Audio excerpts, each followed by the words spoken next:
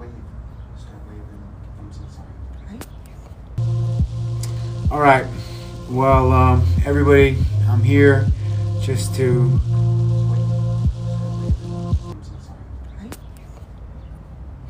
All right. Well, everybody, I'm here just to state some of the facts.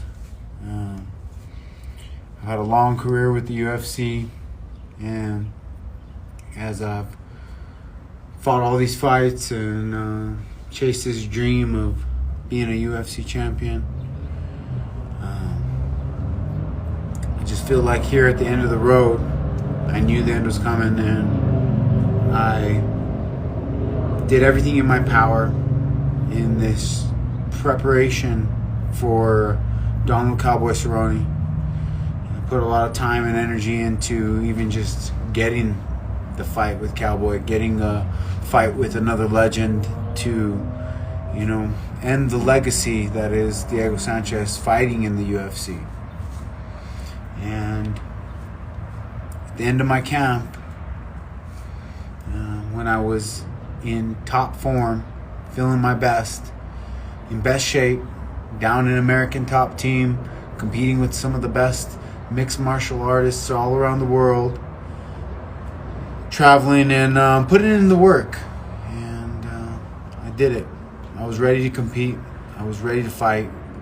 I was 100% healthy. And while in the final 12 days leading to the fight, I got a text message from Sean Shelby, and it was a message saying, Diego, you need to check your email because Hunter sent you an email, and it's extremely important that you read this email and respond to this email by tomorrow, or the fight is going to be canceled. And so right away I was like, oh shit, the fight's going to get canceled. They're going to pull the fight. What do I do?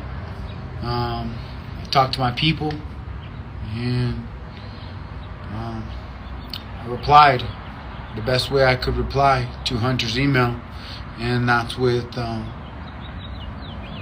my lawyer's advice. And with my lawyer's advice, I replied the best I could. UFC wanted me to state that I am not experiencing any neurological issues and that I have no long-term health side effects from fighting a career of 17 years in the UFC. And so basically my advisors told me, basically what they're trying to do is right before you finish your last fight, they're trying to just make sure they have documentation of you saying that you never sustained anything. So basically you're being forced, being bullied into waiving your medical rights, possible liabilities. And so with that being said, the email was sent to Hunter, and the response was very fast.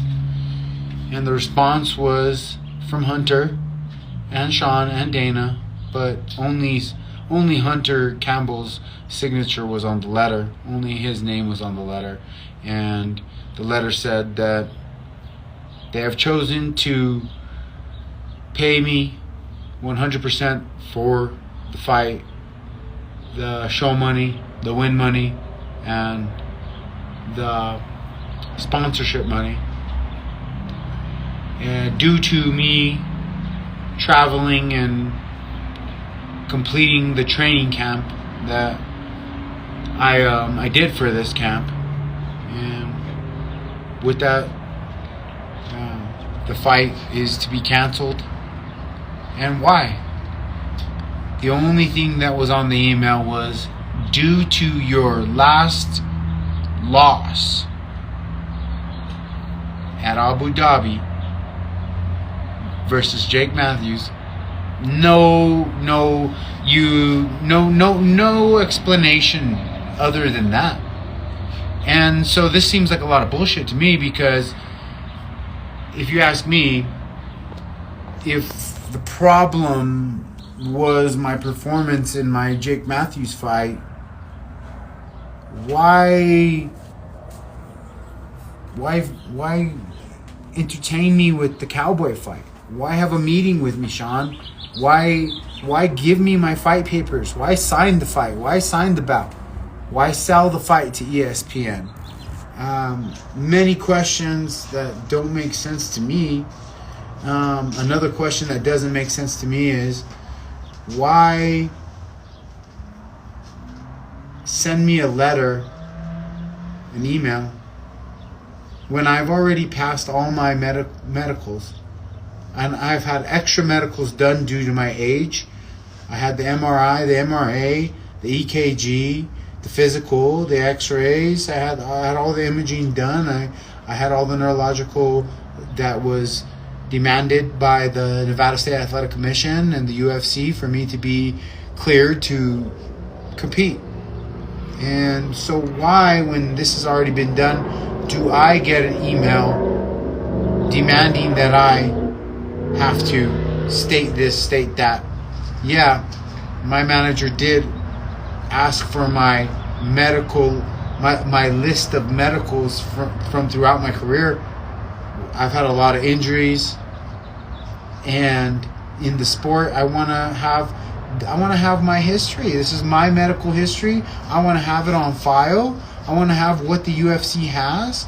It's my medical health, right? And as far as I'm concerned, I don't feel like after I'm done, if Dana White won't answer my calls now, won't let me have a meeting now, once I'm done and I'm out of the UFC, do you think that I'm going to be able to get a hold of anybody? You think that anything's going to go through? No, nothing's going to go through. I'm never going to get shit from them. So yeah, before, at the end of my career, me and my manager decided, yeah, now it's time to get what we can get, because they're probably not going to give a shit after you are released. And so, like the conversations I have with Sean Shelby and Joshua Fabia, where Sean is saying how, he wants to cut me, and Dana White, said I could fight another fight, and there's so much to the story, that the people, my fans that love me, my fans that are sending me messages telling me how they pray for me, how they care for me, and how they think that my manager is bamboozling me and just using me. And so if this was the case, I wouldn't be sticking by his side, having his back.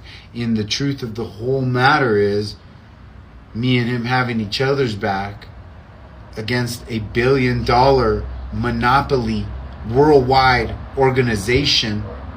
Yeah, when you bring awareness and you bring light to some of the issues within the organization of $1 billion corporation, yes, red flags are gonna rise. And there's been a lot of red flags, and there's a lot of things that are not right about the industry. And why do I have the experience to and the words to speak on this? Because I lived it. My entire adult life, I've been with the UFC, chasing this dream, taking punches, eating kicks, and shitting elbows for lunch, breakfast, and dinner. And so, the way you look at it, for the rest of my truth, please, real fans, my people, tune into my OnlyFans, a legitimate, verified network where I know the people that are watching aren't bots. I know they ain't the bullshit people out there on Instagram that are following the sheep narrative that has been pushed that has been paid for, that has been, yeah, you know, the UFC's got inside ties with Instagram, and my Instagram's been eating shit for years. And if you're still believing that hype, you know, you're being fooled. So, you know, continue to follow me as the legend continues. Follow my OnlyFans, subscribe, say hello, and watch this story as it continues.